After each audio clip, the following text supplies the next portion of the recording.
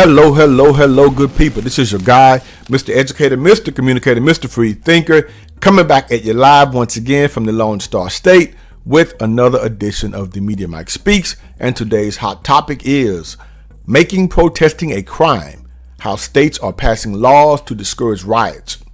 Wow, where are we going as a nation, as a country? So, before we get to it, as you saw in my last video, I did regarding states passing laws where it would be okay to run over people, protesters that is, who are blocking a highway or roadway. Well, they wouldn't be held liable civilly and sometimes criminally. Wow, this is where we're going. And look forward to my next video coming up regarding it will now be a crime to curse out the police. So I think Kentucky is trying to pass that law. So, okay, good people, let's get to it. Because we're going to talk about some states, some southern states, and I would say some Midwestern states. Oh, no, would it be Midwestern or would it be more Pacific Northwest? Maybe. Anyway, let's talk about it.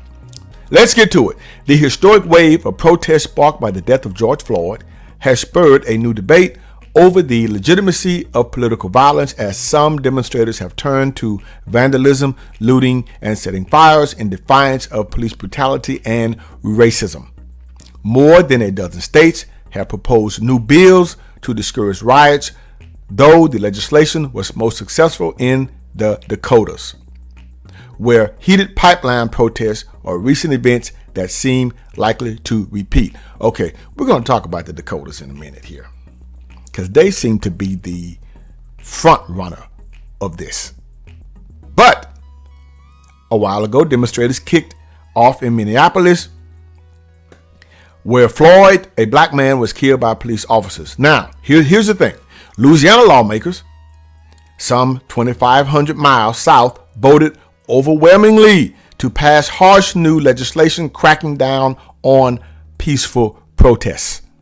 Now, I'm originally from Louisiana and Mississippi, so both states, those are both my states. Mississippi being my birth state, Louisiana being my adopted, where I was raised pretty much most of my life, state.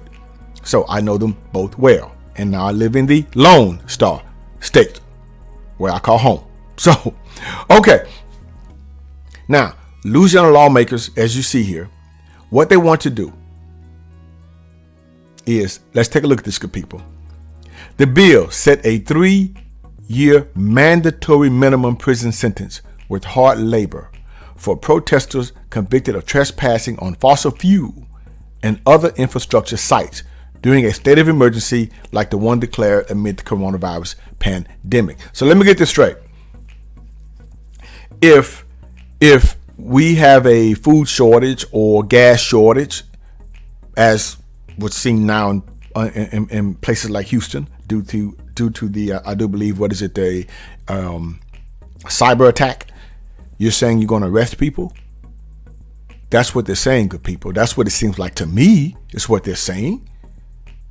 If you block that place, trespass on that place, it's fossil fuel, you could get up to 3 years. Wow. Okay. Now, in 2017, the North Dakota increased the charges for participating in a riot. It was previously a Class A misdemeanor, which was punishable by up to a year in prison and a $3,000 fine. A year in prison? Who does a year in prison? That's usually a year in jail. Because now, jail, you can do up to at least 2 years if it's a state jail felony. You know, you can, that's as much as you can do. Beyond that, it is prison. A year?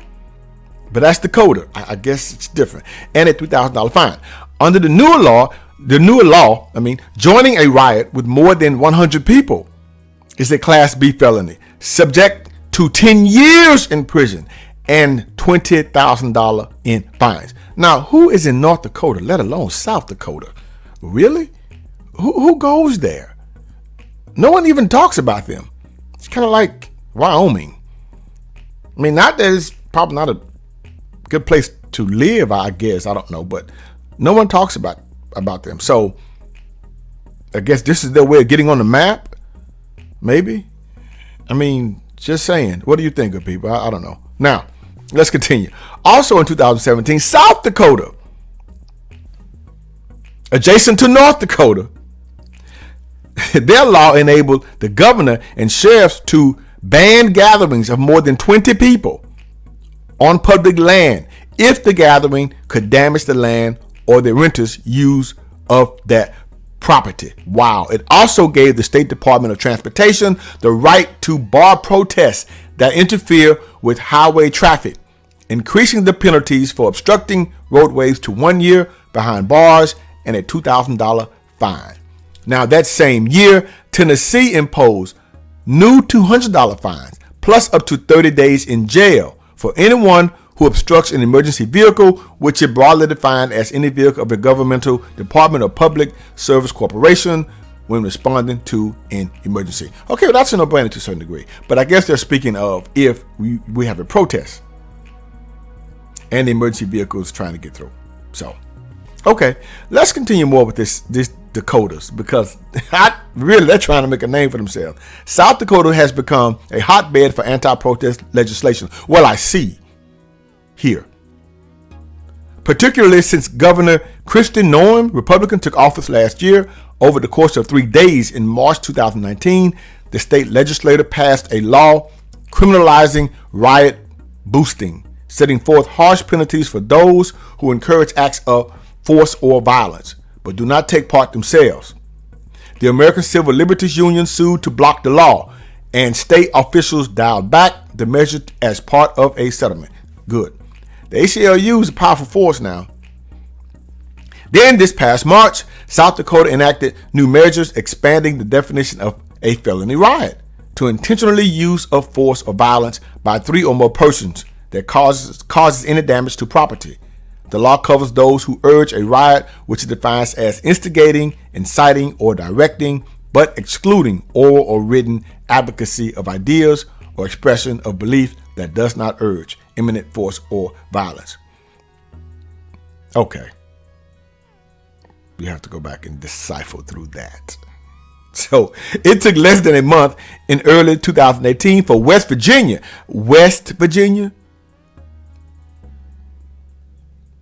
Now, I've been through West Virginia when I used to live in New York.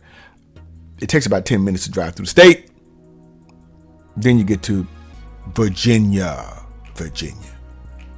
But anyway, West Virginia, trying to make a name for themselves. But anyway, if it's still there, I do know that radar detectors are illegal in that state. In those states. When you cross the Tennessee state line into Virginia, it was a big old sign in 1993 that said radar detectors are illegal in this state. I took my radar detector down when I was driving to New York in 1993 until I got to Maryland. So anyway, let's continue.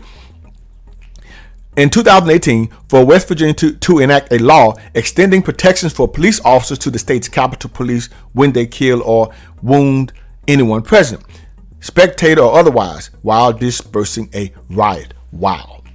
Well, we know what that's about. We know. So I guess all the protesting, marching, and the right to assemble made a few people tremble. And protesting now will not only cost you a fine, but it seems now will get you time. All right, good people, sad to say, but that's it for today. And remember, if you had or have a bad day, like some of those protesters who get locked away, just make sure you keep plenty of bail money handy so that you will be okay. This is your guy, Mr. Educator, Mr. Communicator, Mr. Free Thinker. Subscribe, share, and like so that I can keep rocking on the mic. Have a good night.